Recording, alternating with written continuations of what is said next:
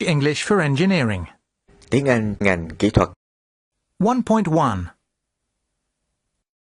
Obviously, navigation is the primary application of most GPS devices. Sure.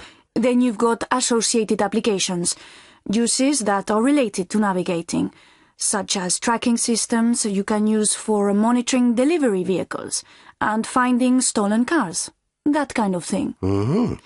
And then there are more creative features. A good example would be on a boat GPS. You get drift alarms. So, if the anchor starts to drag and the boat starts moving, there's a setting on the GPS that allows it to detect the movement, and an alarm sounds to warn you, and prevents the boat from drifting unnoticed. I see. Or, another example on boat systems is man overboard buttons. So, if you're sailing along and someone falls into the sea, you hit a button, which logs the position and ensures that you don't lose track of where you were, which then enables you to turn round and come back to the same point and find the person. Right.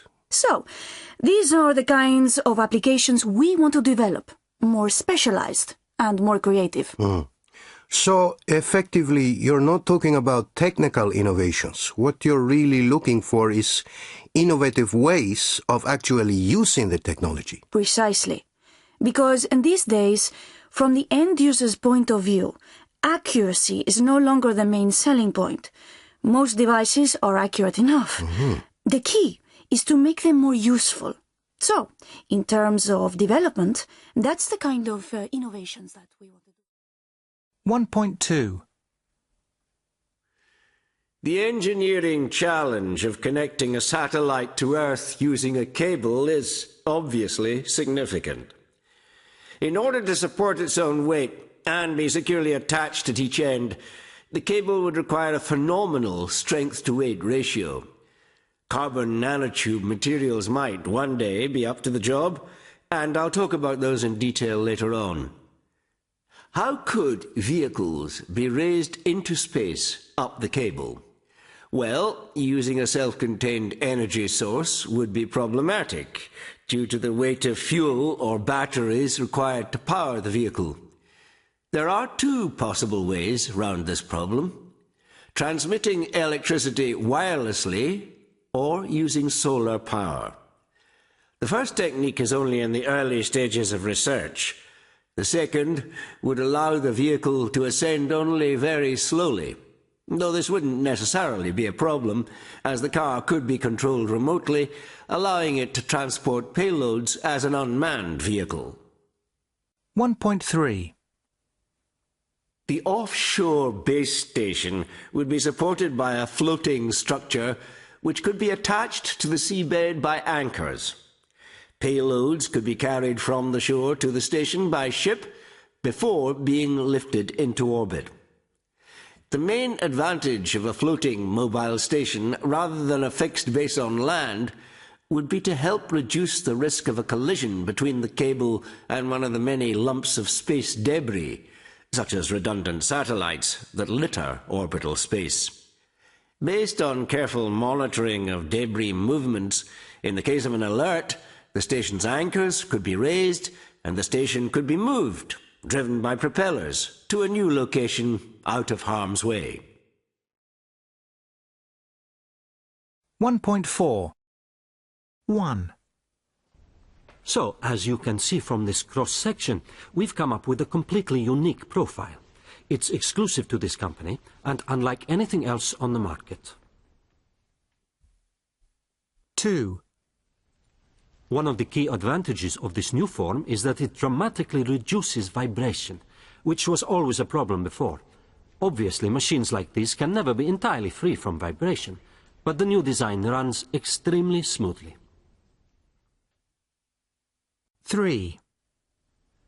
Another advantage of the new profile is that it's considerably lighter due to the reduced area of the overall section.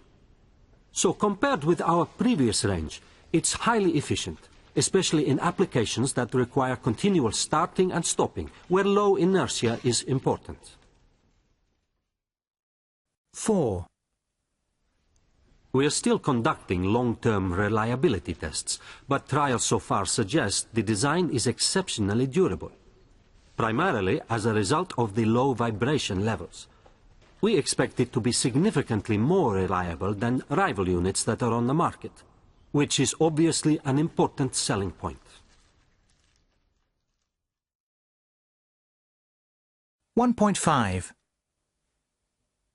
If you're talking to non-specialists and you start using jargon, then to your audience it's just going to sound like nonsense.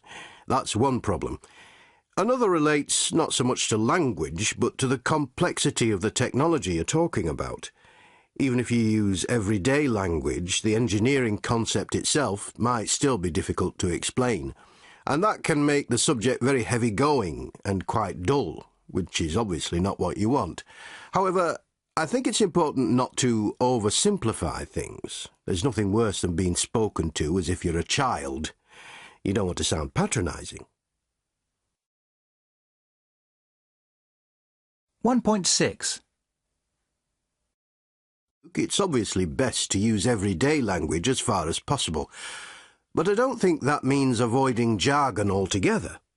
I find the best approach, so as not to sound patronising, is to use a certain amount of technical language and then immediately afterwards give straightforward explanations of what it means using everyday words.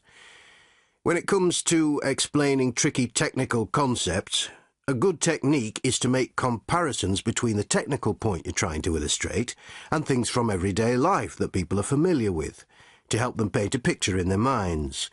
And then, to help lighten things up and stop things from sounding dull, I think it's good to use a bit of humour as well, and maybe a few amusing anecdotes. 1.7. As you can see, we've started work on the substructure. In other words, the part of the structure that's below ground level. Right. See there. The foundations are concrete piles. Basically, a pile is a column going down into the ground. And we're using what we call bored in situ concrete. In other words, we bore or drill a hole in the ground and concrete's poured in situ, which means it's actually poured on the construction site in its final position. Yeah. An alternative is to use what we refer to as precast driven piles. Precast refers to the fact that the piles are made at a factory away from the site before being delivered. They're then driven into the ground. They're hammered in with a pile driver, which, put simply, is just like a giant hammer.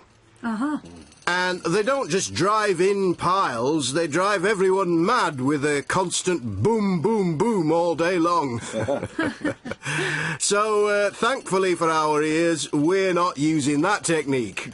Instead, we're boring the piles. The pile auger over there is effectively just like a giant drill. As it drills into the ground, we pump a special liquid called bentonite into the hole. Right. Essentially, it's a kind of clay suspension, a sort of mud, and that prevents the walls of the hole from collapsing inwards. Right. So, when the hole's finished, it's full of bentonite. It looks just like a big, muddy puddle on the ground. Obviously, it's not a good idea to step in one, like a colleague of mine once did, and then had to drive home in his underpants for a change of clothes. So, once the hole's been bored and filled with bentonite, they lower in some steel reinforcement, and then concrete's pumped in. And because the concrete is denser than the bentonite, it displaces it. So, in simple terms, if you picture a glass full of water and imagine pouring concrete into the glass, the water would overflow and you'd end up with a glass full of concrete. So, that's piling. If anyone has any questions, by the way, just go right ahead. Ngoại ngữ chuyên ngành.com